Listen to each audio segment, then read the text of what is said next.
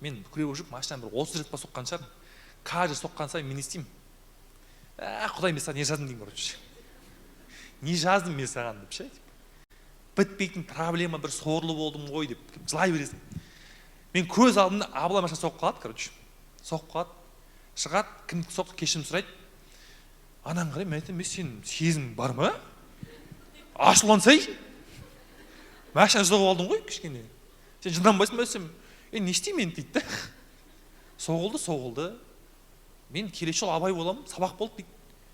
Мен түсінбеймін, сен мынау робот па, адам ба деп ше. Сөйтсем, оның сезімі менен қарағанда жақсырақ екен ше. Кейін түсіндім оны. Қазір кәсіпкер, үлкен кәсібі бар, мықты ортасы бар, бақытты отбасы бар. И мен сол уақыттан бастап Абылайды таныған кезден бастап әлі күнге дейін Абылайдың бір қиналып жүргенін көрмедім ше.